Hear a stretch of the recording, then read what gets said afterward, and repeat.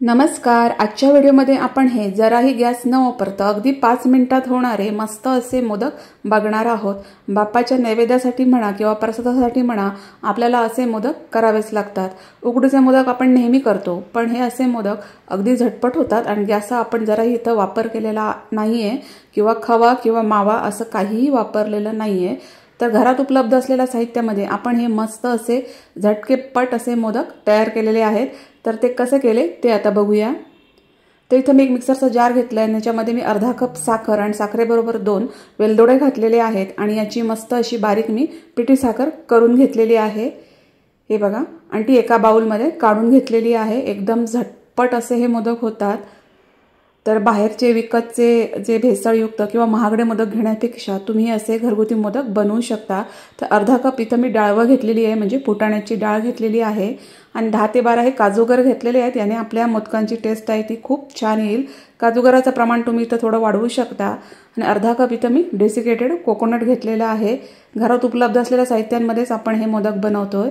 आणि हे एक मिल्क पावडरचं 10 रुपयाचं पॅकेट वापरलेलं आहे, कारण आपण इथं मावा खावा काहीच वापरत नाही आहोत। त्यामुळे मिल्क पावडर घातल्यामुळे या मोदकांची टेस्ट आहे ती खूप छान येईल। आणि याची सगळ्यांची मी अशी बारीक अशी पूड करून घेतलेली आहे। हे बघा, एकदम बारीक अशी पूड करून घ्यायची। अगदी 5 मिनिटात हे मोदक तयार होतात। आणि सगळी जी पूड आहे ती या पिठी साखरेमध्ये मी काढून घेतलेली आहे। हे बघा, स्वस्तात मस्त आणि चवीला एकदम भारी असे हे मोदक आहेत। आणि आता हे सगळं मिश्रण जे आहे ते मी मस्त असं हाताने एकत्र करून घेतलेलं आहे, जेणेकरून पिठी साखर आणि बाकीची सगळी जी पावडर आहे ती छान अगदी एकत्र होऊन जाईल। आणि याच्यामध्ये मी आता घालणार आहे ही दुधावरची साय। तर इथं मी दुधावरची साय 3 चमचे वापरलेली आहे। जशी लागेल तशी एक एक चमचा इथं ॲड करायची आहे। दुधावरची साय तर प्रत्येकाच्या घरामध्ये असतेच असते। आणि तर खवा किंवा माव्याची जी टेस्ट आहे ती ही टेस्ट सगळी आपल्याला दुधाच्या सायने मिळणार आहे। अगदी दुधावरची साय नसेल तर 3 चमचे दूध तुम्ही इथं वापरू शकता। आणि आता हे मिश्रण जे आहे ते मस्त असं एकत्र करून घ्यायचं आणि एक मस्त असा याचा गोळा करून घ्यायचा आहे। साय आपल्याला लागेल तशी इथं ॲड करायची आहे, एकदम जास्त साय याच्यामध्ये ओतायची नाहीये, नाहीतर आपलं हे मिश्रण थोडं पातळ होईल आणि मोदकांचा आकार जो आहे तो परफेक्ट येणार नाहीये। तर मस्त असा याचा मी गोळा करून घेतलेला आहे, बघू शकता एकदम परफेक्ट असा इथं गोळा तयार झालेला आहे। आता मोदकाचा साचा घेतलेला आहे आणि याच्यामध्ये मी खाली हे सुके गुलाबाची पाकळ्या आहेत त्या घातलेल्या आहे डेकोरेशनसाठी, रोज पेटल।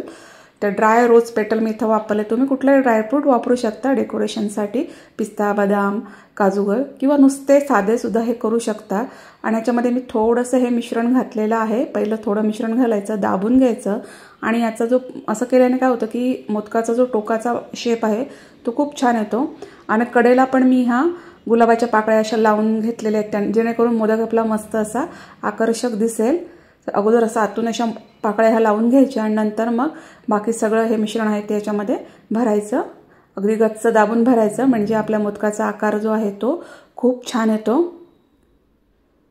विकत घ्यायला गेलं तर हे मोदक फार महाग असतात, तर घरच्या घरी अगदी कमी किमतीमध्ये आपण हे महागडे मोदक बनवू शकतो। बनवायला एकदम सोपे आहेत। आणि हा आता साचा अलगद उघडून घ्यायचा आहे। तुम्ही इथे छोटा मोठा कुठलाही साचा वापरू शकता, मस्त मोदक तयार होतात। तर एवढ्या मिश्रणामध्ये माझे जवळजवळ 15 मोदक झालेले, म्हणजे 11 मोदकांसाठी तुम्ही एवढं प्रमाण घेऊ शकता। बघू शकता किती मस्त असा मोदक इथं तयार झालेला आहे, परफेक्ट, किती आकर्षक दिसत आहे तुम्ही बघू शकता। आणि चव तो खूप अप्रतिम येते, कारण याच्यामध्ये आपण मिल्क पावडर, काजूगर, डेसिकेटेड कोकोनट, दुधाची साय असे घटक वापरलेले आहेत। घरात उपलब्ध असलेल्या साहित्यामध्ये मस्त असे हे मी मोदक केलेले आहेत। तर तुम्हाला ही रेसिपी कशी वाटली ती मात्र कमेंट्समध्ये नक्की सांगा। तुम्हाला जर हा व्हिडिओ आवडला असेल तर त्याला लाईक करा, शेअर करा, माझ्या चॅनलला सबस्क्राईब करा।